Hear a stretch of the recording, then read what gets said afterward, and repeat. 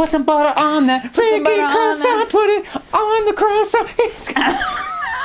Welcome to another episode of 3 Minute Critics. We're still here, and I'm Eric. I'm Tony! Oh, good God almighty. So I've been waiting for this film. With it, he has. I'm a huge Godzilla fan. I was so excited when I heard they were going to make a film, Godzilla vs. Kong, which of course is a remake. Yeah. I mean, it's not really a remake. It's just, technically Godzilla vs. Kong again. And this film is rated PG-13. It's in theaters now. It's on HBO Max as well. It stars Alexander Skarsgård. It does. Millie Bobby Baby Buggy Bumpers Brown. That'd be Millie Bobby Brown, but I like my version better, and I bet you she would like my version better. Maybe not. Rebecca Hall. Yeah, that's an easier name. Kaylee Hottle.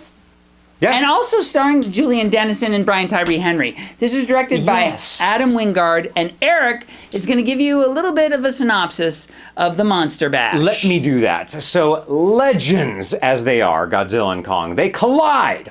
These mythic... Mythica? These Mythica. Mythica. They're mythic adversaries, and they meet in a spectacular battle for the ages. Spectacular. With the fate of the world hanging in the balance.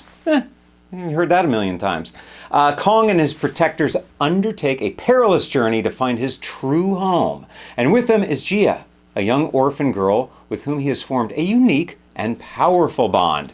But they unexpectedly find themselves in the path of an enraged... What? Where do they find themselves? In the path. It's not English. In the path. They find themselves in the path of an enraged Godzilla. Cutting a swath of destruction across the globe. The epic clash between the two titans, instigated by unseen forces, is only the beginning of the mystery that lies deep within the core of the earth. Oh, yeah. What does that mean? What is this mystery? Should we put 3 minutes on the clock? 3 minute me. Okay, let's do it. 3 minutes on the Can't clock. wait And any Tony, longer. your thoughts on Godzilla vs. Kong. And let me tell you, Did it deliver? When it comes to delivering total shit, it delivered. Because this was one of the worst films I've seen in a long time. Worst films, period. Period. Not just Godzilla films. I mean, they've been getting worse and worse since the 2014 Bryan Cranston Godzilla. Oh, when they wiped Cranston out, and it was sort of like the first real installment of Godzilla, if you erase the 1998 American Godzilla. I mean, real installment of an American Godzilla. And then there was the 2019 King of All Monsters, and now this. Now, they've been getting progressively worse. And this was the worst of all. Now, you have some beautiful art. I want to start with that, done by the CGI artists. They've done some amazing work with Kong and Godzilla. And Kong looks great. He looks incredible. And he moves. And that is part of what's so disappointing for me is they look so good. And this is one of the worst stories ever written. There's a story in here?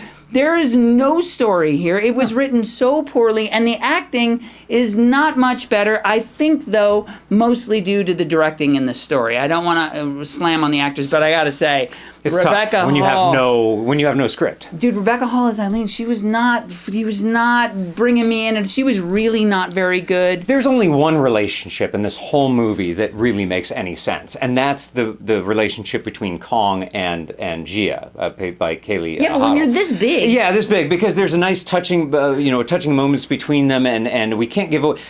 It's tough because there's too many things that would be spoilers here, and we don't do that. But did you like this film? No, not even a little bit. And it's because what Tony said is true. There's no story. There's no here. story. There's no story. They get in this complicated. There's actually two stories. There's kind of a war games thing going on with Millie Bobby Brown and Julian Dennison and Brian Tyree Henry. And it doesn't make it doesn't fit. Who I love, Brian Tyree Henry, massive, but not in this. I get it. In these movies, it's all about the action, and there's action in here that's like.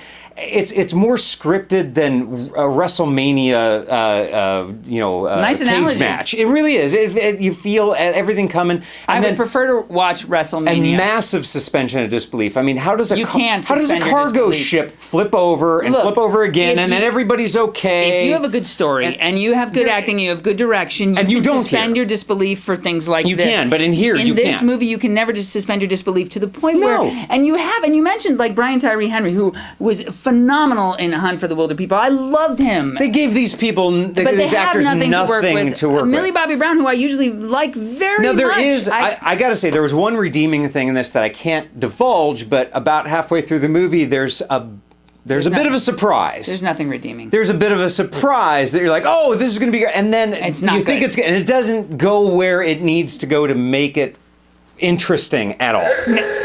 Horn. God, you know what? How fast does 3 minutes go? I need 3 more minutes to tell you how bad this movie is. But we don't have those minutes, so instead, we're just going to rate it on a 5-star scale, and Eric is going to start. Yeah, this was monkey crap. Yeah. No, it was ape crap. Ape crap. Sorry, you're right. He's not a monkey. He's not a monkey. Stop He's calling a good him looking a monkey. The best thing about this is how it looks. Shout out to the artists who created those creatures. They did an unbelievable job. But this just looks like another one. It's almost like an Avengers movie where it's just about the action and the blow this up and beat this up and the poor people in Hong Kong, their city. Oh my Lord! There would have been millions of dead. Millions, and then it's like everybody's hanging on this, just no big deal. And then it's over. Yeah, everybody's like, oh, there's a few ambulances. No story whatsoever. I completely agree with what Tony said earlier, which is they've gone from what were original great stories about Godzilla and King Kong to begin with. Yeah.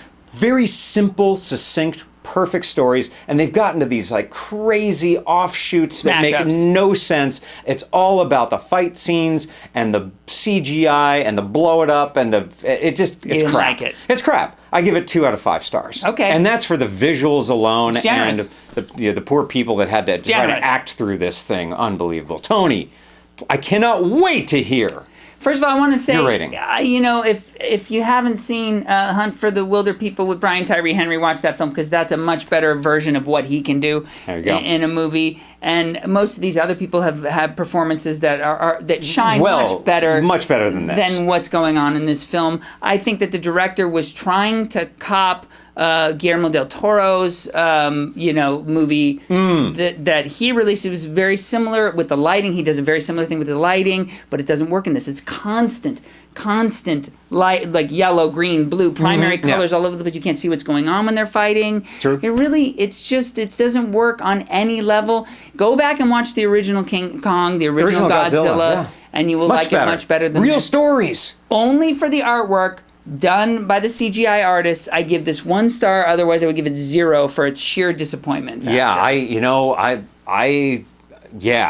I'm lost for where I can't even talk. That was the movie I was trying to think of, Pacific Rim. That's the movie they're copying because there's some direct copying from that film, and they don't do it well at all. What happened to storytelling? It's just they're just going for. Whatever happened to Saturday Night, Eddie? You know what? Somebody will get that. Somebody will Saturday get that. Yeah. Well, you know what? Thank God that's all we got because neither of us want to talk about this pile. It's a pile. It's a pile. But could you imagine the pile? Oh, giant. Godzilla and King Kong? Oh, especially after a large meal. Dude. That is a terrifying thought. Yeah. That's something we haven't seen in one of these movies. I think we're going to need Mel Brooks for that. Yeah, we just need a big pile at the end of this. Might have been a good way to wrap it up. Right. But speaking of wrapping it up, we're done. We're out of time. We would love for you to subscribe because we do this lots, and we got lots more coming up. More will happen. If you like our videos too, and hey, comments, tell us what you think about Kong, Godzilla, this movie, any of the movies from the beginning to this one to anyone in between. But until next time, yeah, buddy, we are the 3-minute critics. Thank you.